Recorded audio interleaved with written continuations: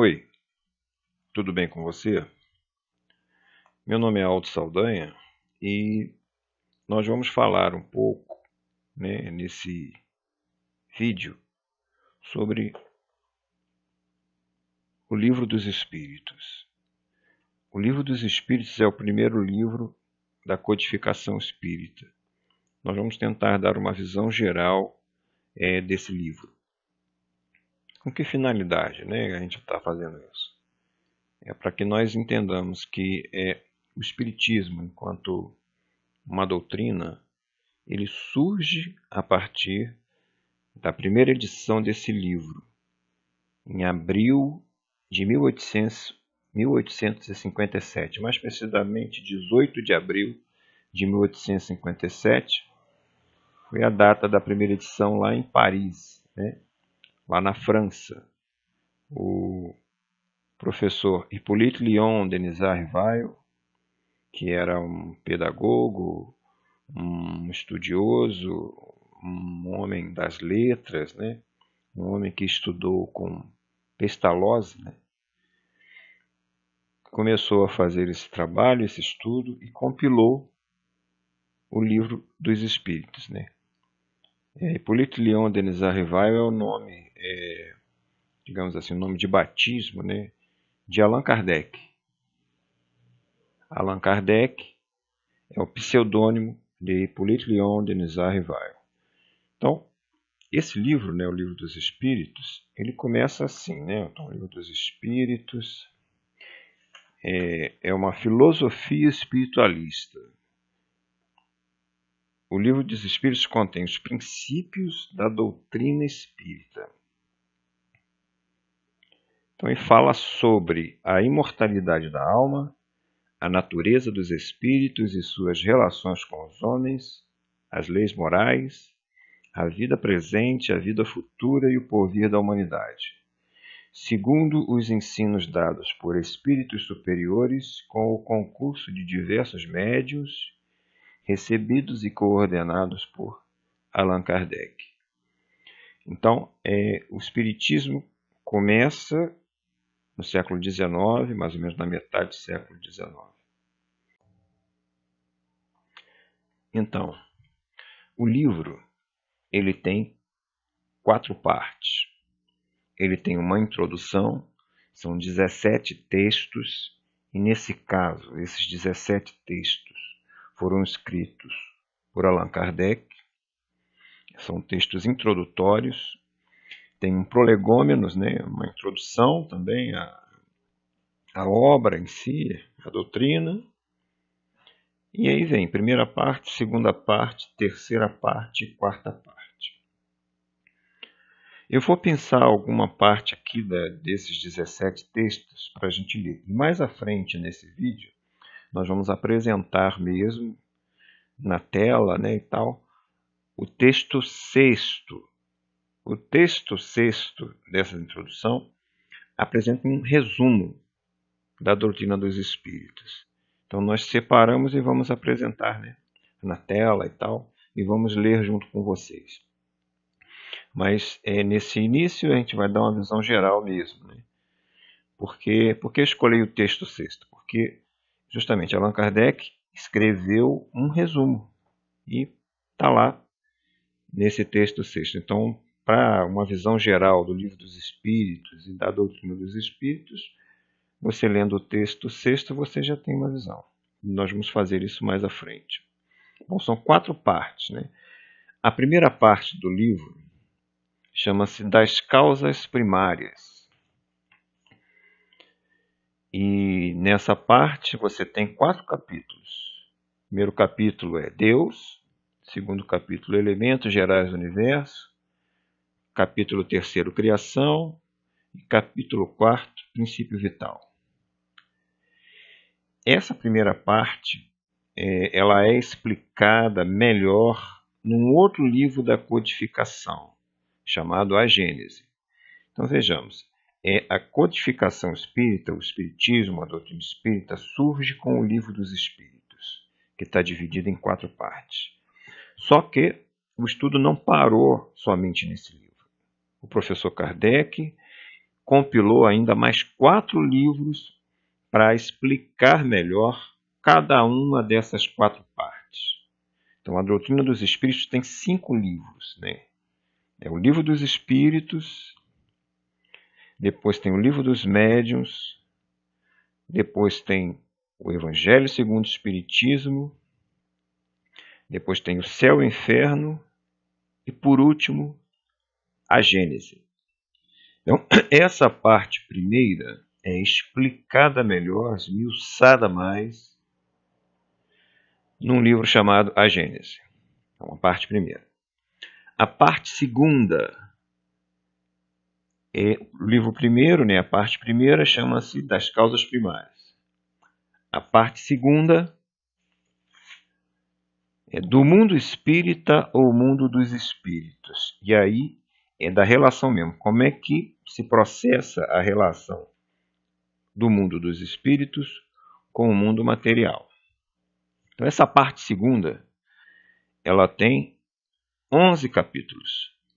Então, você tem o capítulo 1, então, Espíritos, capítulo 2. Vamos ver aqui, vamos pegar aqui melhor, para mais fácil de ler. Então, o capítulo 1 dos Espíritos, o capítulo 2, da encarnação dos Espíritos, capítulo 3, da volta do Espírito, extinta a vida corpórea, à vida espiritual. Capítulo 4, da pluralidade das existências. Capítulo 5, considerações sobre a pluralidade das existências. E essa questão, esse capítulo 5 é muito interessante, né? É o item 222. Então, é um texto grande, muito interessante. Podemos começar, talvez, entendeu? Lendo já diretamente essa parte, se você quiser fazer um ataque do Livro dos Espíritos. O capítulo 6, da vida espírita. Capítulo 7, da volta do espírito à vida corporal. Capítulo 8, da emancipação da alma. Capítulo 9, da intervenção dos espíritos no mundo corporal. Capítulo 10, das ocupações e missões dos espíritos. E o capítulo 11, dos 3 reinos. Como você pode ver, é um trabalho de compilação grande, entendeu? Só lembrando, né, o Livro dos Espíritos, ele é feito de forma dialógica, ou seja, é pergunta e resposta. São 1019 perguntas, né, que foram organizadas pelo professor Kardec. Aqueles textos iniciais, os 17 textos iniciais, contam o histórico, entendeu? A palavra espiritismo está explicado lá. Ela surge, quem cunhou a palavra foi o professor Allan Kardec, entendeu, né? Espiritismo, espírita, espiritista, foram palavras cunhadas pelo professor Kardec para designar essa nova forma de se ver, de se entender esse fenômeno. Mesmo porque está nos textos lá que o espiritismo não é assim novo, né? A comunicação do mundo espiritual com o mundo material acontece desde sempre em todas as culturas, tá? Em várias escrituras sagradas de vários povos, você encontra referências à comunicação do mundo espiritual com o mundo material. Bom, então falamos da parte primeira e da parte segunda. E tem a parte terceira, ou livro terceiro, como queiram, né? Das leis morais. A parte terceira fala das leis morais. É realmente a carga moral e a parte, digamos assim, religiosa, né, do Livro dos Espíritos.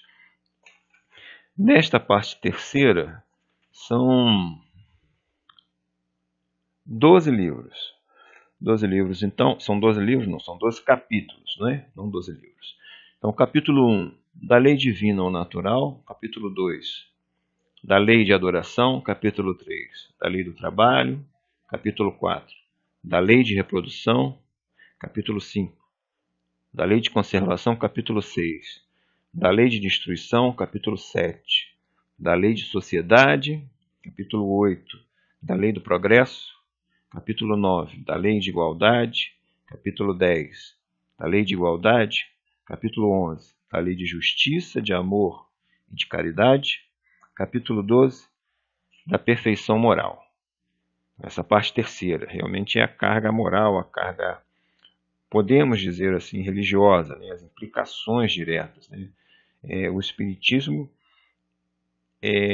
nos leva a entender que devemos ter uma mudança interna, uma mudança dentro da gente, né?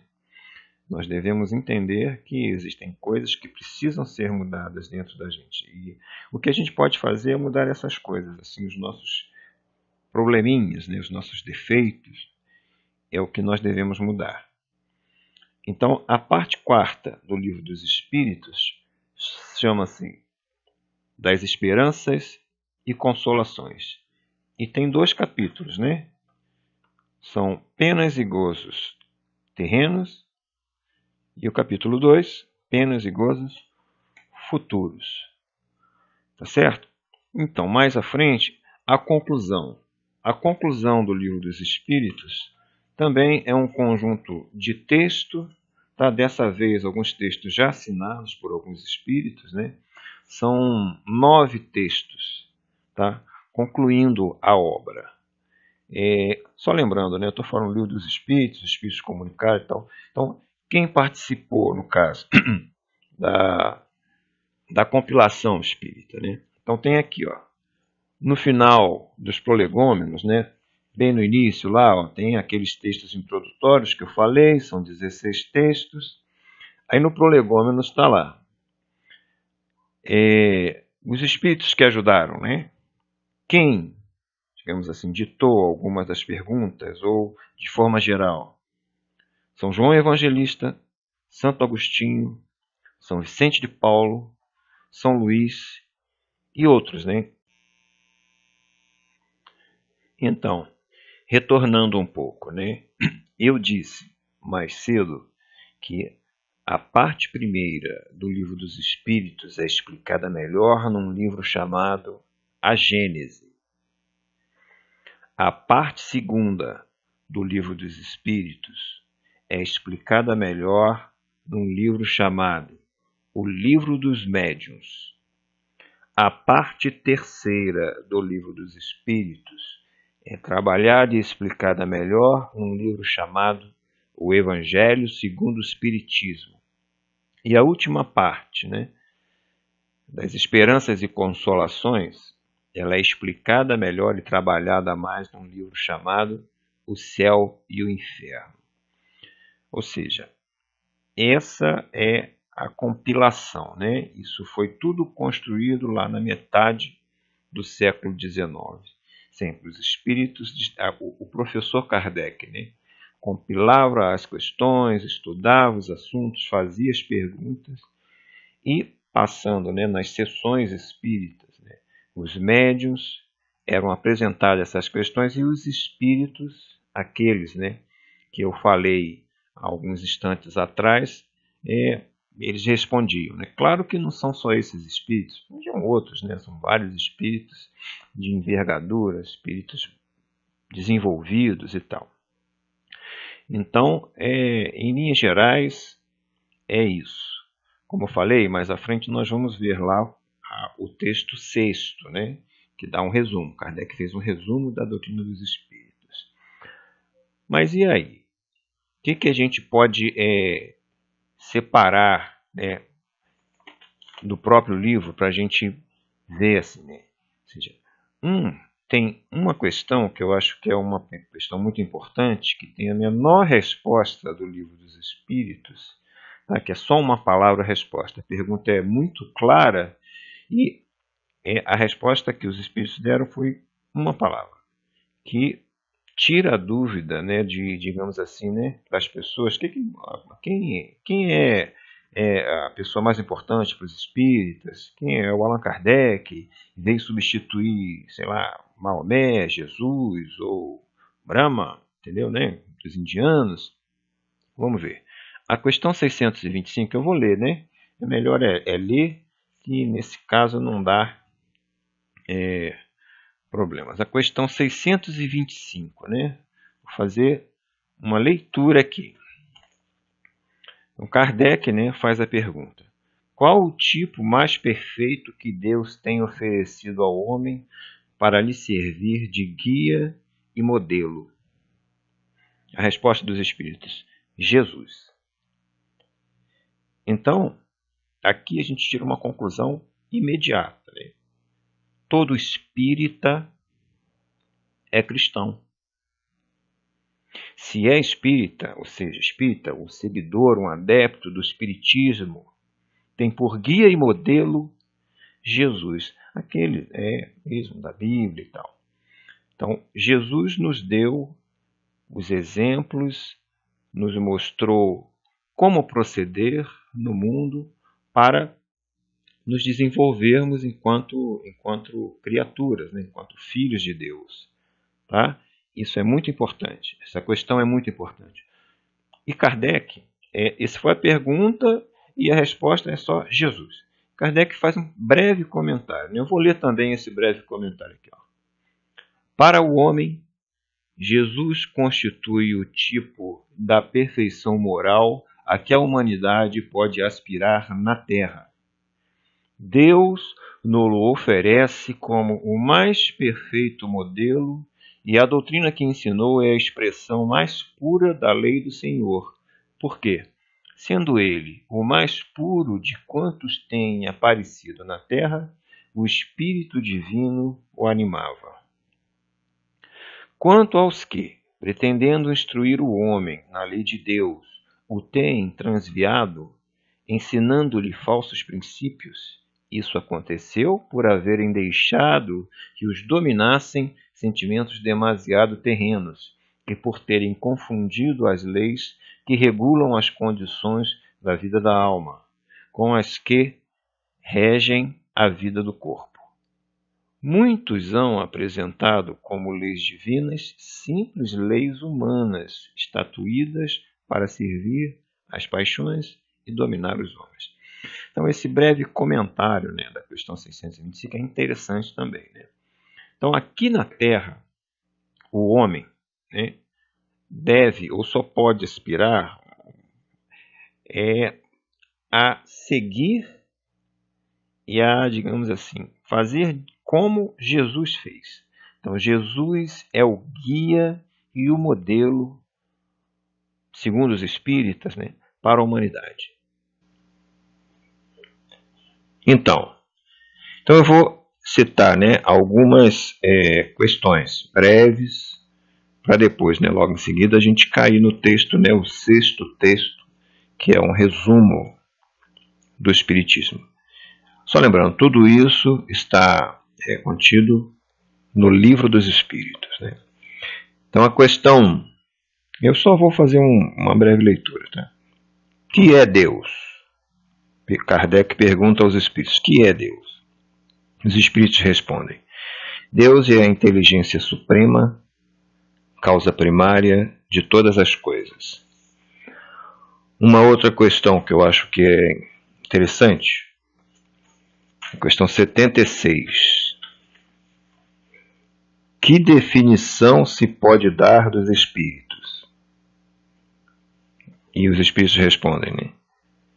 Pode dizer-se que os espíritos são os seres inteligentes da criação. Povoam o universo fora do mundo material.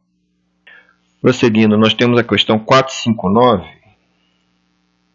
459, vamos ver aqui. Influem os espíritos em nossos pensamentos e em nossos atos? Resposta: muito mais do que imaginais. Influem a tal ponto que, de ordinário, são eles que vos dirigem. Olha só. E resposta, né? A questão 872.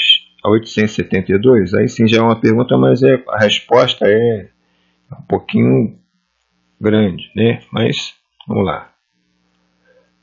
Eu não vou ler também tudo.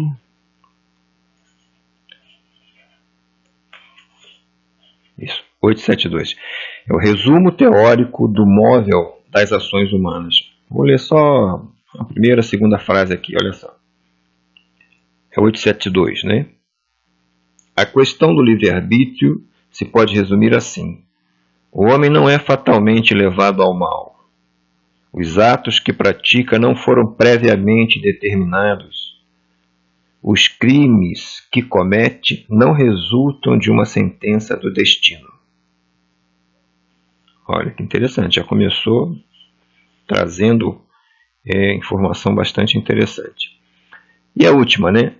Antes da gente começar a leitura, né, do texto sexto, é a questão que eu trago aqui, é a questão 919. Também é uma questão muito citada, né, no Livro dos Espíritos. A pergunta é essa aqui, ó. Qual o meio prático mais eficaz que tem o homem de se melhorar nesta vida e de resistir à atração do mal?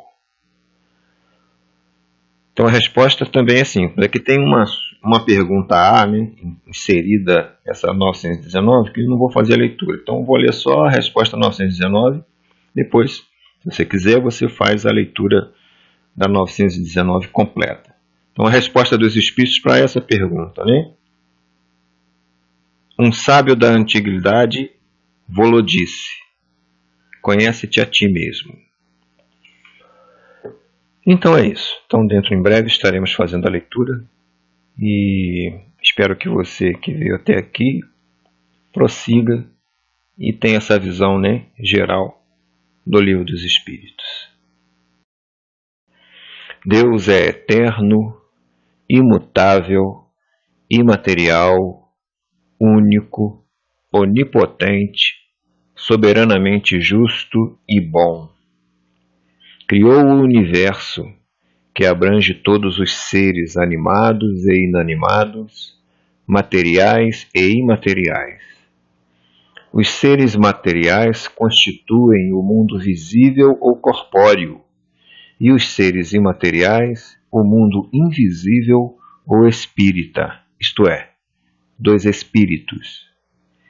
O mundo espírita é o mundo normal, primitivo, eterno, pré-existente e sobrevivente a tudo. O mundo corporal é secundário, poderia deixar de existir ou não ter jamais existido, sem que por isso se alterasse a essência do mundo espírita. Os espíritos revestem, temporariamente, um invólucro material perecível, cuja destruição pela morte lhes restitui a liberdade.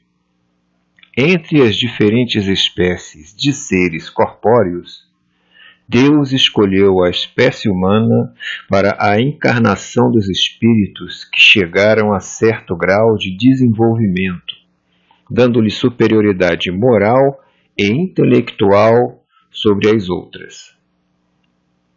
A alma é um espírito encarnado, sendo o corpo apenas o seu envoltório.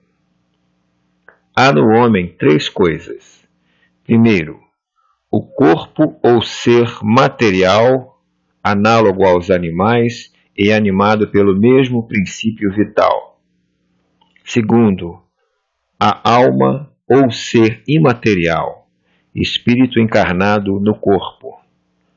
Terceiro, o laço que prende a alma ao corpo, princípio intermediário entre a matéria e o espírito.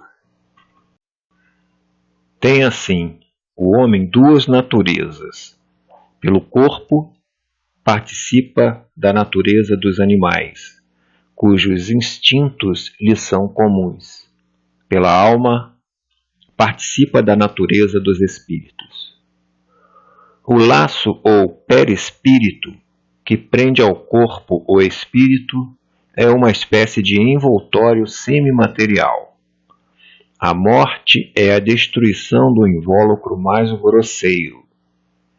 O espírito conserva o segundo, que lhe constitui um corpo etéreo, invisível para nós no estado normal, porém que pode tornar-se acidentalmente visível e mesmo tangível, como sucede no fenômeno das aparições. O espírito não é, pois, um ser abstrato, indefinido, só possível de conceber-se pelo pensamento. É um ser real, circunscrito, que, em certos casos, se torna apreciável pela vista, pelo ouvido e pelo tato. Os espíritos pertencem a diferentes classes e não são iguais, nem em poder, nem em inteligência, nem em saber, nem em moralidade.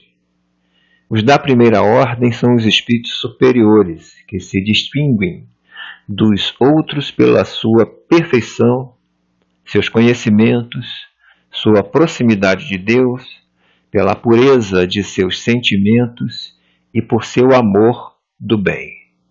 São os anjos ou puros espíritos.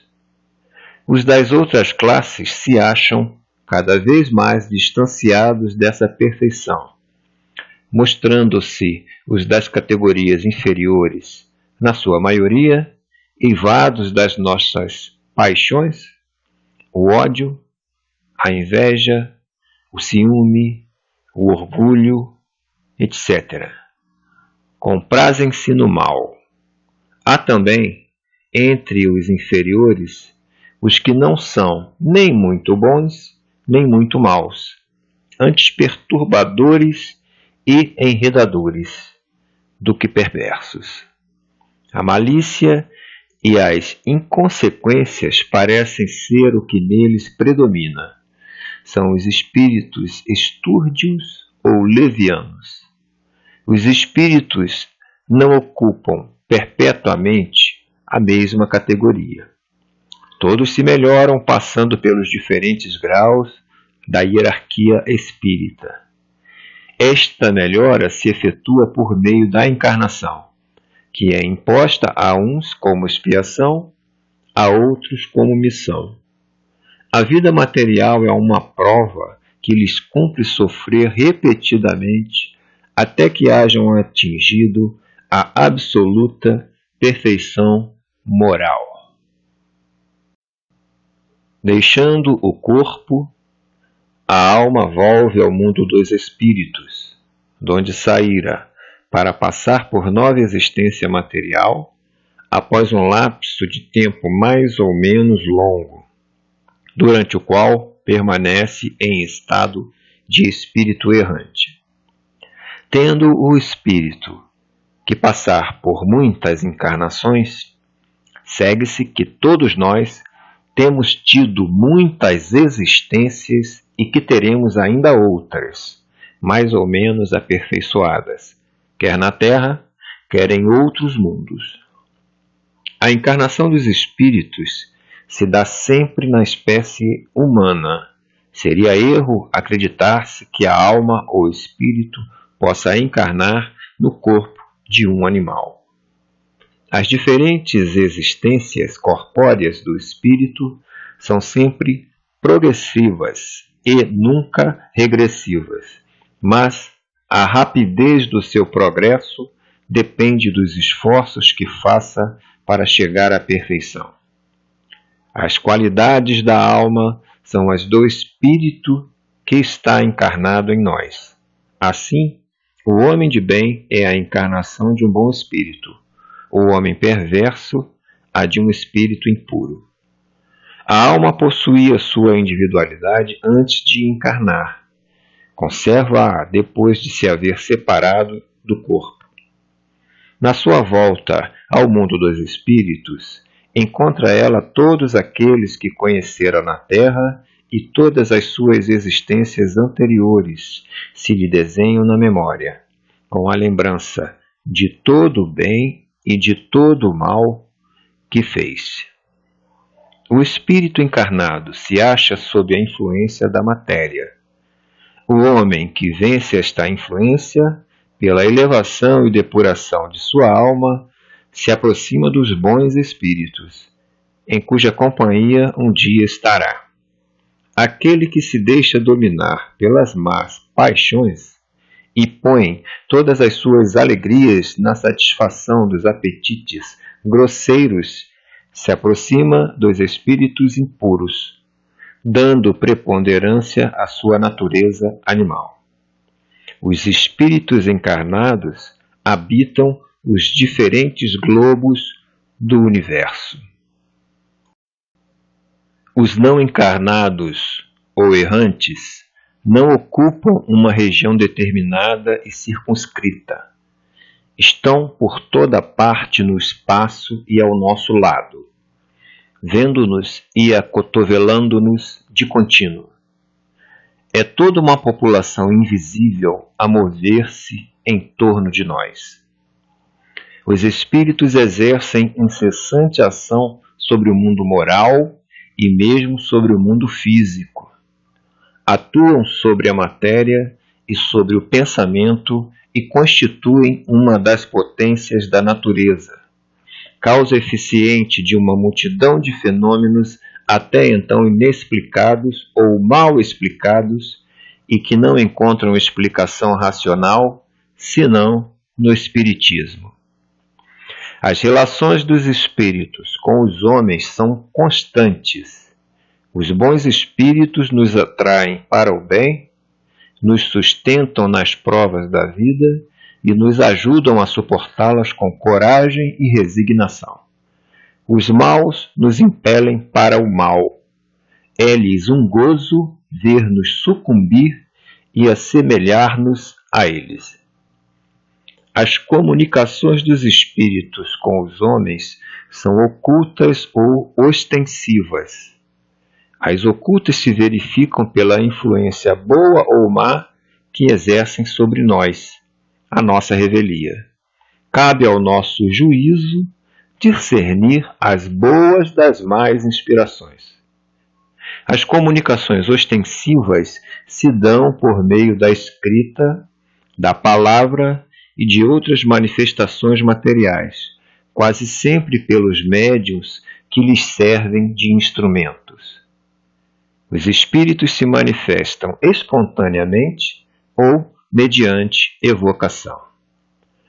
Podem evocar-se todos os espíritos, os que animaram homens obscuros, como os das personagens mais ilustres, seja qual for a época em que tenha vivido, os de nossos parentes, amigos ou inimigos, e obter-se deles, por comunicações escritas ou verbais, conselhos, informações sobre a situação em que se encontram no além, sobre o que pensam a nosso respeito, assim como as revelações que lhes sejam permitidas fazer-nos.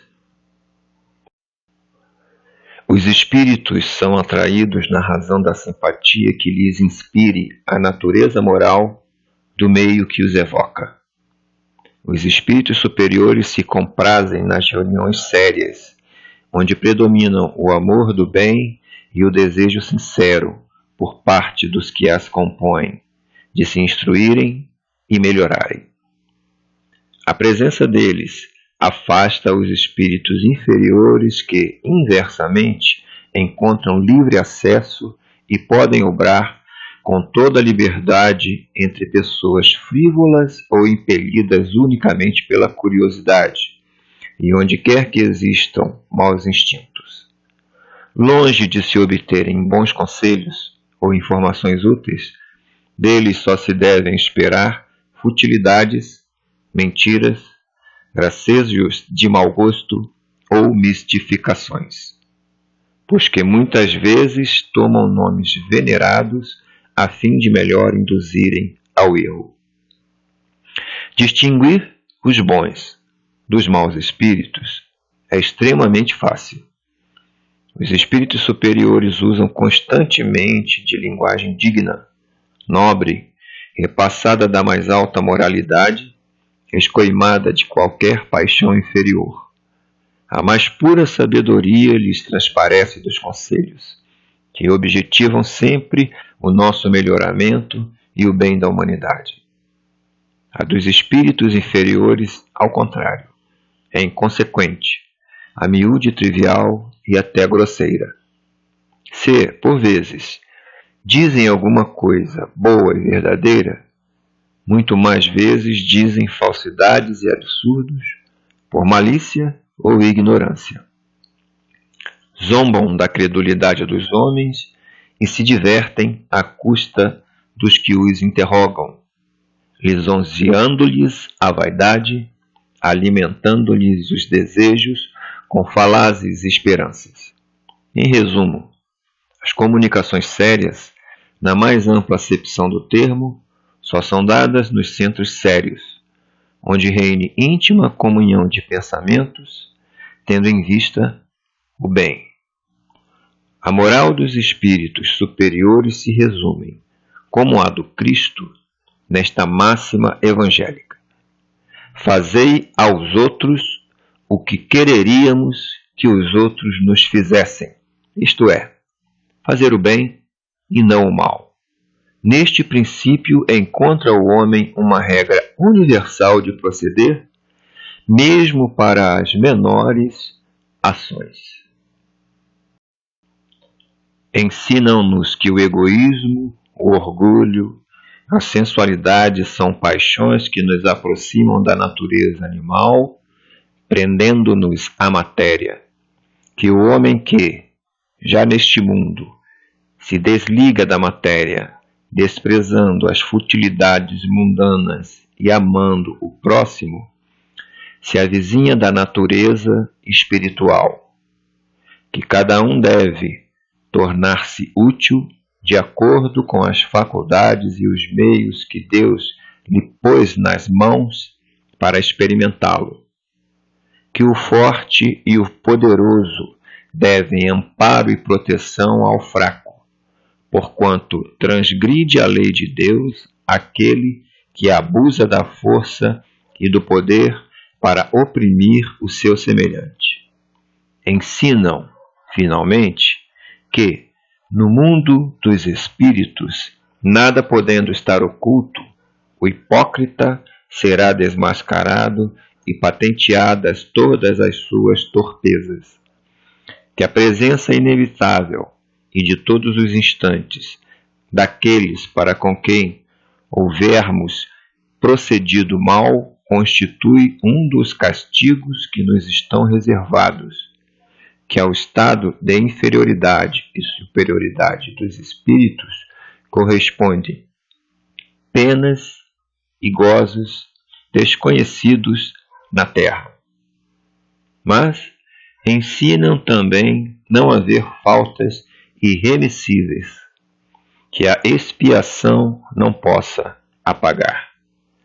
Meio de consegui-lo encontra o homem nas diferentes existências que lhe permitem avançar conformemente aos seus desejos e esforços, na senda do progresso para a perfeição, que é o seu destino final. Bem, é isso. O que eu queria, em linhas gerais, era mostrar a estrutura do Livro dos Espíritos, né, como o primeiro livro da codificação espírita. E eu acho que eu dei uma visão geral, né? Esse é o título desse vídeo, da nossa conversa. Para encerrar, eu queria fazer uma leitura aqui de um trecho de um poema, de um poeta baiano conhecidíssimo, né, o Castro Alves, que viveu no século XIX. Né? Castro Alves, no século XIX, escreveu: ó, bendito o que semeia livros à mão cheia, e manda o povo pensar. O livro caindo n'alma é germe que faz a palma, é chuva que faz o mar. Então, Castro Alves, século XIX. No século XX, nós conhecemos um médium mineiro chamado Francisco Cândido Xavier, que tem um trabalho importantíssimo, um homem reconhecido, né, por todas as correntes espirituais que existem aqui no Brasil, mesmo no planeta, né, um homem muito importante do século XX. Um dos primeiros livros psicografados, né, por Francisco Cândido Xavier chama-se Parnaso de Além-Túmulo. Isso já no século XX, né? E o Castro Alves ditou é um poema para Chico Xavier que está nesse livro. E eu vou ler um trecho também desse poema. Esse trecho é o seguinte: ó, bendito quem ensina, quem luta, quem ilumina nas fainas do evolutir. Quem o bem e a luz semeia, terá a ventura que anseia nas sendas do progredir. Então é isso. Então, estamos encerrando, tá? Agradecemos a você ter nos acompanhado até aqui agora. Que Deus te abençoe e que possamos nós nos encontrar numa outra oportunidade, num outro vídeo. Um grande abraço.